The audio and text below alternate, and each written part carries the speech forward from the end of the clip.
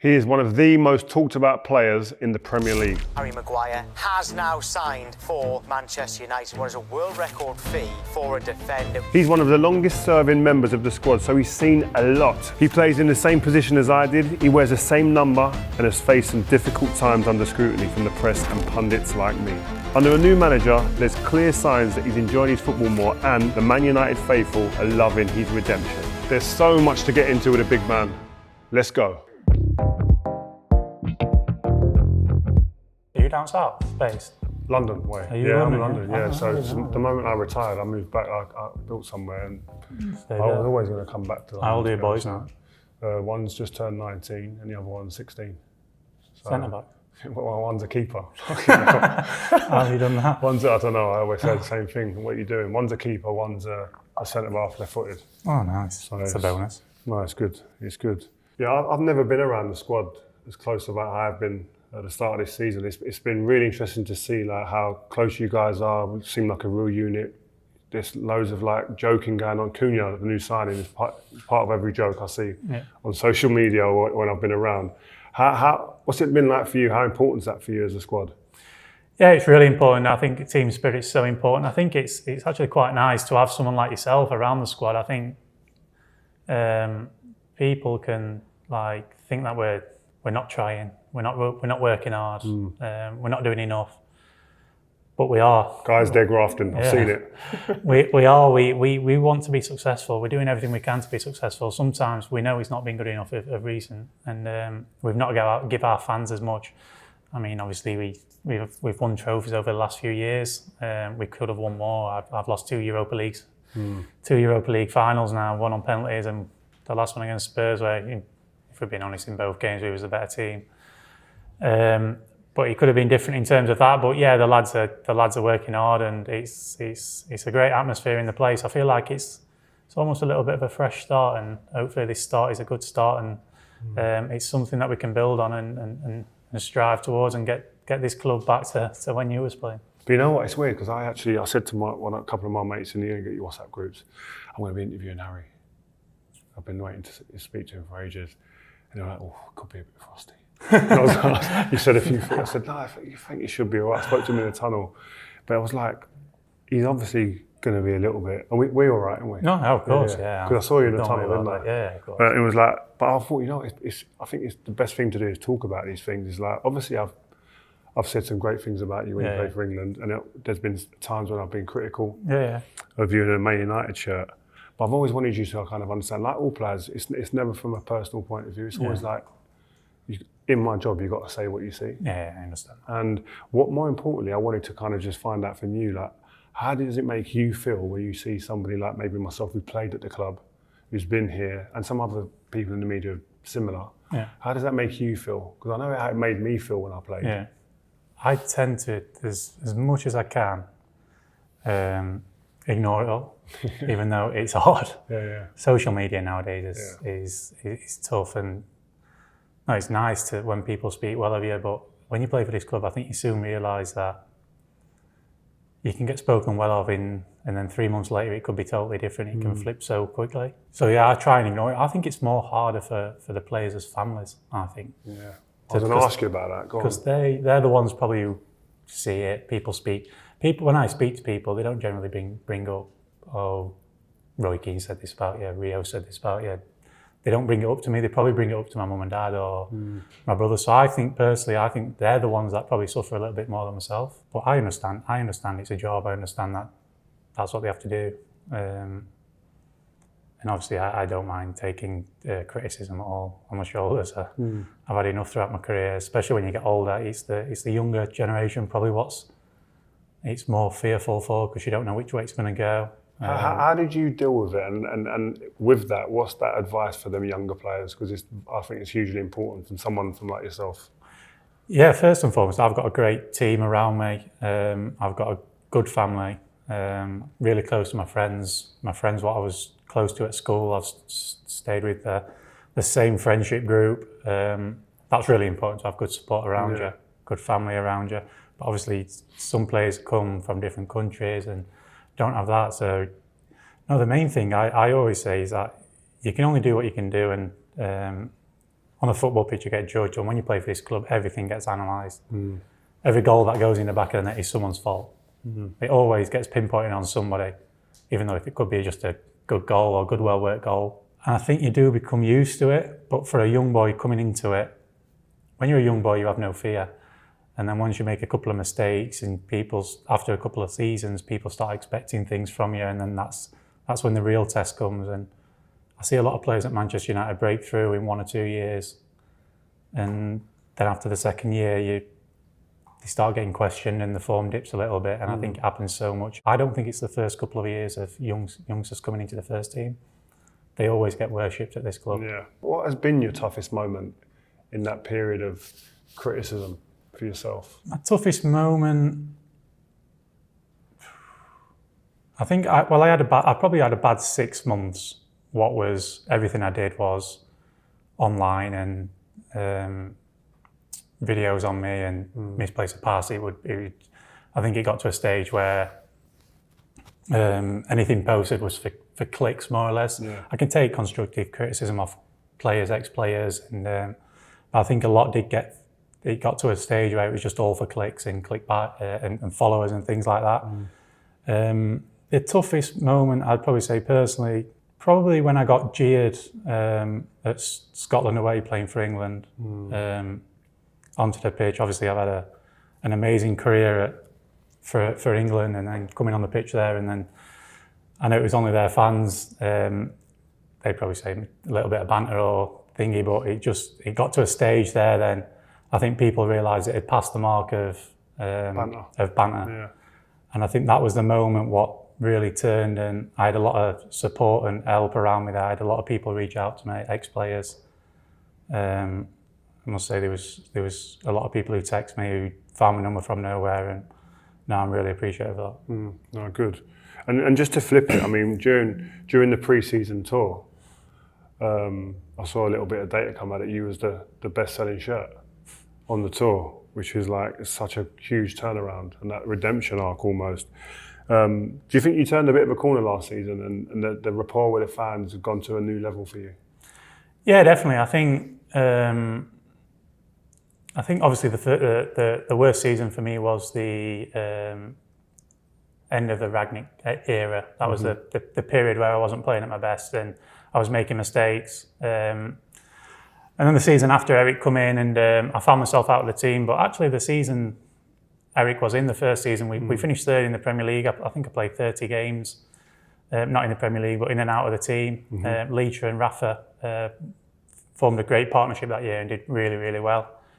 But I found myself out of the team, but I still played a lot of games, and I felt even in that season when I was getting chucked in, I was doing my job. And then the season after, I was playing every game I was available under Erik. So I'd probably say that was the season what really turned. I don't know if that season out maybe made me realise, and when you're in that rhythm and that moment of playing every single game, you probably start to take things a little bit for granted. That it's never going to be you that sees you out of the team. So as soon as I had that year where I wasn't first choice in the centre back partnership, I'd probably say the season after was the season where it turned. And then last season, obviously, I had a lot of big moments, and those big moments turned into the fans. Leon, Leon was amazing. I was there. It was absolute carnage. So yeah, just moments like Leon. I think I scored 4 last season, and it was all late on. Porto away, Leicester in the last minute as well in the cup. The winger pit. The winger pit again. That got. So all these moments got added up, and the fans have been brilliant with me. That's one thing for sure. I've played at Old Trafford through good periods and bad periods, and I've never once they've not been with me. And they're amazing, the fans, and just need to repay them now. Just after your exploits last season in the attacking area, you don't fancy reinventing yourself as a number 9, do you? No, not really. I think I'll be blowing after 20 minutes. No, good. Get me back. What to get the best version of Harry Maguire, what ingredients are kind of needed for you to be at your optimum best? Yeah, well, I'm 32 now, so I'd say mentally I'm in a great place. I think when you get to this age, I think as a centre back, you know the game, you know your positioning. obviously physically, I personally believe I was a lot better when I was 25, 26 in terms of physical attributes. And my game's changed within that, especially playing in the middle of the three and not having to run the ball up the pitch, which I used to do a lot when I was younger. But yeah, I think being in a good team is the most important thing as a defender. I mean, you can play in teams, and it doesn't matter how good you are as a defender. If you don't play in a team what's organised, balanced, presses well, you struggle as a defender, especially. When I look at your time of coming to Man United, there's so many similarities with myself. That's why I reached out to you when you signed, because I just thought it's such a big move, huge money you came for, same position, same number. You become captain, except very similar in so many different aspects. And you look at that out there. When you came, I want to know when you came to Man United, were there any plans laid out for you? Like, what was the plan for the club, for you, etc. at that time? Well, when I first joined, again, I was just in this bubble. I'm a really laid-back guy. I don't get starstruck. It was such a privilege to join the club, but I never really thought about the transfer figure. I never really thought about what the moment was. And then when I look back now and I think, wow, it's actually incredible. Like a young lad from Sheffield, and you're getting bought for that amount of money, and it's a record transfer fee, and then you go on 6 months later to be the Manchester United captain for 2.5 years. But at the moment, I didn't take it all in at that moment, and I didn't worry at all about the transfer fee. And actually, I feel like my best part of my career was that period at 25, 26, 27, 28, when it was my first 2 years at Manchester United and my last 2 years at Leicester. In terms of performance-wise, and I don't know, I just played with no fear, and I had no fear about anything, what I was going to do. But obviously playing for this club is such a, when you're here and then you go on tours and you come to places like this and you go on holiday to or whatever, and it's just full of Manchester United fans. It's just incredible. And I was going to say to you, was there a moment that you realised, well, after you signed and that you went, oh, this is big, this is actually bigger than I thought? Because I think a lot of players that come here anticipate the size of the club, but then are surprised by actually how big it is. Yeah, well, I've spoke to, I don't want to name names, but we have players who signed here from Chelsea, Juan, Nemanja, all those boys, and the size of the scrutiny and pressure they was speaking to me about, and it's just a different league. It's a totally different scale of things. And I think the main thing you do realise is the scrutiny what's and the analysis what's on the matches. Every single thing what happens gets analysed, and you've got to be perfect in your work. But also on the other hand, when things are going well, you get the praise and you get the privileges of playing for the best club in the world. When it comes to playing for Man United, what is put under more pressure? Is it technical ability or is it actually mental strength? I think it's mental strength, definitely. I think a big part to play. You've got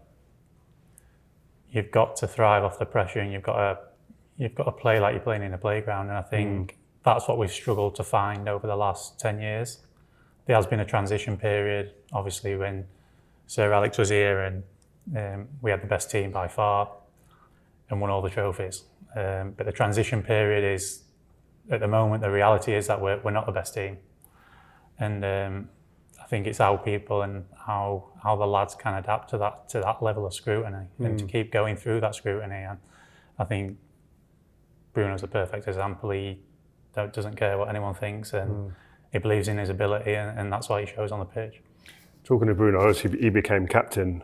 But what I would say is that what I've noticed with you, and just little time we've spent together now, is that you don't really need the armband to be the captain, it seems to me, and to lead. No, definitely. I when I was captain, Bruno gave me my full support. I lent on Bruno a lot, to be honest, and whenever I had decisions to make, I had people around me like De Gea, Bruno, Nemanja. So I had good experienced pros there, and I always lent on them. And I built a good relationship with Bruno when I was captain. And when I obviously Erik decided to change the captaincy because I wasn't playing in that first season. I really wanted it to go to Bruno, if I'm being honest. And I told Bruno the same. I said, he come up to me, I spoke to him, I said, look, congratulations. And I really... What was that conversation like with the manager when he tells you? Because I've been in that situation, but I was Bruno, at Leeds. Right. The manager, David O'Leary, come to me and said to me, Rio, I'm going to make you captain in front of Lucas Redibi. Never spoke to me, never spoke to him. I was so embarrassed. But I like you, Lucas Radebe or like Bruno, really nice guy, and actually made me feel much more comfortable about it. It could have been awkward, but kind of made it comfortable. No, it was a sticky conversation. It is, yeah. I didn't feel the season before. I just didn't feel as important to the club as what I did under Ollie. And I think if you're the captain, you need to feel the importance. You need to have the backing of the manager. You need to have the backing of all the team around it. And if you don't, it doesn't work. And Bruno was Erik's guy. And Bruno's a great leader. So I like I said to Bruno, I said, if I had to give it away to anyone, which I didn't want to give it away, he'd be the man I want to take this club forward, because he's a fantastic player, a great leader, and most importantly, he puts other people first. So I think that's a big trait to have when you're captain. I was going to ask you, what's the best traits that he has? So that's that he's a giver to other people. Yeah, definitely, he cares, and he cares about others. He cares about improving others. He cares about helping others. There's a lot of players in this game who obviously play for themselves, and rightly so. It takes them far. But there's also a lot of players who care about the team and making other people better and making young lads come through, feel comfortable. And Bruno's one of those. So he's a great captain, and I'm sure he'll lead this club into good things. When it comes to Bruno, but a lot of people talk about him taking risks. I love it. I think you need to at the top level if you're going to win things, especially to win games. You've got to take it. There's got to be an element of risk. Yeah. As a defender, like in the team, are you able to admire that when you're looking behind that? No, I just admire Bruno every day because of what he brings to the team. He's a fantastic footballer. Arguably the probably most complete footballer I've played with. I can't give him an iron of compliment to that. Obviously, Cristiano come and he was probably I didn't see him in his peak, but the way he was, Cristiano around the place was unbelievable. But in terms of what Bruno's done for this club over the last few years, he's a fantastic footballer. And like you say, I don't mind the risk because his numbers back it up. Yeah. I mean, if he weren't getting any assists and goals and he was giving the ball away all the time, he'd be the first man to tell you he gives the ball away a lot of times. But his numbers back it up, and he's a fantastic player. Just to switch it, I think, and to move to England, I think one of the factors that some people found like a bit peculiar to or difficult to understand was how great you've been in an England shirt, and then at the beginning, not now, I'm talking at the beginning, that it was maybe indifferent at times for Manchester United. What are the differences between international football and club football for you that maybe was a difference for your game? I wouldn't be able to put a finger on it, I think there's more scrutiny on Manchester United just because more people in the country hate them. And that's just a fact. Everyone in the Premier League dislikes Man United, and they don't want to see them do well. So I think there is more scrutiny on Manchester United, whereas as England, everyone gets together and everyone. I think England's another story. I think what happens with England is, I can tell you how an England career would go, because when you get over 30 at England, I think the fans start to get out. Let's play these young guys who's coming through who are amazing highlights on Twitter and things. And I think it's only England though, Is it? Other countries look at Italy won it with Bonucci and Chiellini, didn't they? Exactly. They love them playing old, experienced players. It's just it is England.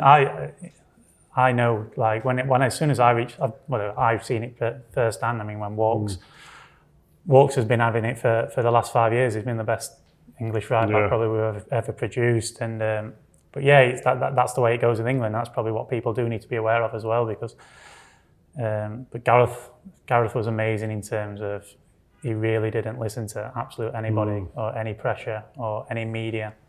In terms of who he wanted to pick, he picked a team that he felt could go and win a tournament, and obviously we were so unlucky not to win a tournament. I think it's fair to say you've only got a year left on your deal at Manchester United. Obviously the World Cup this summer. What's your ambitions like long term, United as well? Yeah, obviously a year left on my deal. I feel good. I feel really good, in a good place. Played a lot of games last season with England. Yeah, there's a World Cup at the end of the year. I'll be doing everything I can to be in that squad. I still feel like I've got a lot to offer for the squad. Last season was nowhere near good enough for Manchester United, so the main thing that we've been struggling over the last few years is the consistency of performances. I mean, we can beat anyone on our day, but we haven't been able to produce it in the Premier League on a consistent basis. Why is that, do you think? That's the conundrum, isn't it? It is. I don't know. It's a strange one.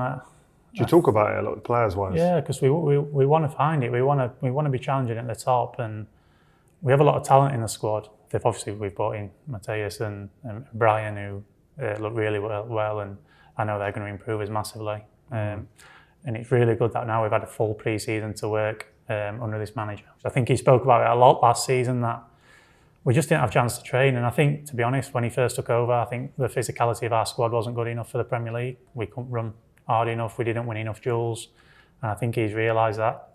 And now we've got a full pre-season, and I think the lads are looking a lot more leaner and sharper. And I think it's now good competition for places, and I'm sure they'll bring in a couple more. But it's looking a lot more brighter. Just talking about the squad and the team there, as a centre back, like just drill into what's your role for the manager as a centre back in the team, because that intrigues me being a defender. I'd like to know what he's actually asking of you guys. Yeah, so obviously we play a back three. I've been playing a lot in the middle, even though I did play all the time at the left when I played for England. I've been playing in the middle. He wants really aggressive, really front foot. I think last year we didn't swing across enough, quick enough. Probably to do with our physical fitness, physical. We weren't our running power wasn't good enough in the Premier League. So I think this season you'll see a lot more swinging across, playing not just with a back 5-4. I think will be a lot of a back three along the back line, enabling us to jump and get high pressure on the ball. He obviously wants us to build up but take no risks. I think last season we played a lot of short passes in our building up in our own third. I think one of the most in the Premier League, if not the most. But I think we give it away the most as well in our own third. So it's something that we do need to look at and improve on. But yeah, it's all guided to help the team. He's really pragmatic. I think everyone gets drawn into thinking that we're a back five and we're a back three, when if you actually watch and analyse our games, we play in a back four a lot of the time. Like you say, you swing. Yeah, we swing a lot. We have a lot of times where we're in a shape in a 4-4-1-1, and so one of the wing backs actually plays as a winger. So I think people can get drawn into the formation and why is he not changing and why is he not doing this. But there's many times in games where we're a back three or a back four or a back five. So. What is the toughest part of that all them asks for you as a defender? Because I look at that and think part of my game, especially when I was a younger defender, that decision when to jump into midfield and go with the player that's going into the 10 role, I used to think was a hard decision as to timing, when you go, how fast you go, etc. What's the bit that you go, that's always the bit that's a little bit... I agree. I think that when you're playing a back four is probably the hardest decision, especially as a centre back, because you don't really want you're edging, aren't you? You want to go and nail someone, but you don't want to leave that big space. Yeah, you don't want to leave it behind you. But as a back three, you should really feel comfortable in doing that, especially your outside ones. I think myself in the middle, I don't want to be jumping in all the time and leaving big gaps. But the outside one should have the licence to jump in and be aggressive to everything. I think anything in that 10 role. But I think nowadays the game's changed so much as a defender. It's massive. You're having to build up on the edge of your own box, and then you're having to play on the halfway line and play 1v1. And you very rarely, I think, obviously, when you was playing, you was probably getting in a lot of duels with a striker, and it was like you had big number 9s to mark. And now it's like as a centre back, if you're playing a back four as a centre back now, you're actually probably marking the wingers more than you are the centre forward. Yeah. Or you're 2v1 against the centre forward. All the time. It's mad. They're very different. It's the game has changed a lot. I feel like even over the last couple of years, it's turned into, it's really, really more about 1v1 and duels now. I mean, you'd find it rare in this system, but. Do you think? Yeah. Do you think that? Yeah, I think your style. Obviously, you could play in on the high line and. The channels, defend the channels, brilliant. I think it's just such a big part now. I'm a bit different in the middle of the three, but yeah, the centre backs nowadays they're playing full back centre back. Number 6, someone goes in and it's scary a lot in my generation. I tell you. Definitely. It's a totally different generation in terms of what the demands are. Actually defending the box isn't becoming that important now. Everyone tries to stay out of the box. Yeah. So everyone now is holding a line on the edge of the box, and the last thing you want to do is actually go in the box, whereas back in the day you had big centre-backs who was just sit on the edit out, no problem, keep feeding them balls. But yeah, it's just a different game, I think, especially over the last couple of years. I think Pep took obviously over the game 7 years ago, and it was all about control. And I think even over the last couple of years, I think it's flipped again to more about intensity and more about duels and 1v1 battles, and it's a running game now, if I'm being totally honest. Yeah, definitely. Athletes. All over the pitch. So just 2 questions I got now for you to finish off. You mentioned Ronaldo earlier. I think the fans, the Man United fan base, always want to hear about what he was like when he was here. And obviously someone who must have been very close would have been yourself. What did he bring to the dressing room, and what was he like in that dressing room? Just take us there a little bit. No, I can't speak a bad word about him. It was amazing to have him. When just walk through the door was just incredible. It was just so disappointing how it ended, and how we couldn't find a way to perform with him in the team. He was performing. He was scoring goals. It was crazy. I don't know how many he scored that year. We was rubbish, and he was still scoring goals. So it just shows how good he is. But we just couldn't find a way to. All our system under Ollie was all about being front foot, being aggressive, pressing. It was like a pressing machine. We wasn't the best team. We actually finished third and then second, and we didn't have probably the best players. We had some great players, don't get me wrong, but it was all about pressing and working to a tactics and working to a shape and when to jump and when to stay. And obviously Cristiano come in, and we just didn't adapt well enough for him, and you could tell he was just so upset and frustrated. How did you deal with that frustration and the anger that he would have shown outwardly? Because being in the change room, he's not very good at hiding things. Do you know what I mean? So it's there for all to see. How do you deal with that as one of the senior players? Yeah, I think you know what? I think it was the season where I just think everyone was so frustrated in terms of like we just couldn't believe what happened, because we obviously finished third, then second, and in that season we brought in Sancho, Rafa, and Cristiano in the summer, and you're thinking, here we go now, let's go and win the Premier League. And it just never happened. It just never clicked. And obviously we lost Ollie, which was disappointing, if I'm being honest. I felt like Ollie did an unbelievable job. I'll probably speak more about Ollie when I'm retired. But the way that he set us up in them first 2 years is probably the best I've felt in a team. Wow. Under Ollie and Kieran and Carras. Those three, they had us so well organised. And like I said, we didn't have I wouldn't say the best team about one of the best players. We were just well coached, tactically brilliant, pragmatic, we could play, we could press.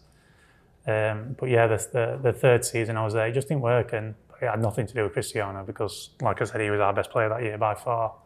And the boys and the tactics around him, it just didn't work. Okay, lastly, we always have this with our guests who come on. And I'm quite interested to see your team. 5-a-side team with the best players you played with, no keepers. I'm going to go with John Stones. Yep. Great on the ball. Unbelievable. Is he the best centre-half you played with? In terms of me and him having a partnership, I felt like we was so understanding of each other, and I think he's obviously struggled over the last couple of years with injuries, but he's the treble season when he was unbelievable. Yeah, he's probably played number 6 really. He could play anywhere. He's so good on the ball and understood the game so well. So yeah, I go John Stones. Who else would I go? Yeah, I'm going to go 3 in midfield, 1 defender. Stones, he can do it on his own. No Varane. Oh, I could have Rafa. Although I'd say Rafa's more of an 11-a-side player. Okay. He's an unbelievable player and great guy. I go Bruno. Okay, Bruno. Paul Pogba. How good is he? He's a joke, isn't it? He was such a good player, and another player who did we actually get the best out of him? Like he still had so much more to offer. Even though he did brilliant for Manchester United, the expectation on him was just huge, wasn't it? He just couldn't do anything. He just had to be the best player every game, otherwise he'd get hammered.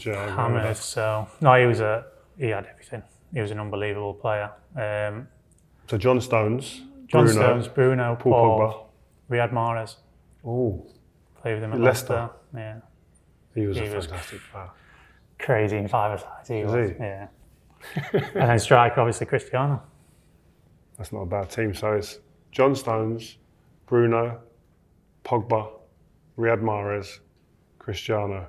It's a good team now, isn't it? It's not bad. I wouldn't like to defend against that. No. Listen, Harry, it's been great to speak to you, man. Lovely to see you, right? Yeah. Take care, man, and good luck. Thank you very much. Thank you. Thank you.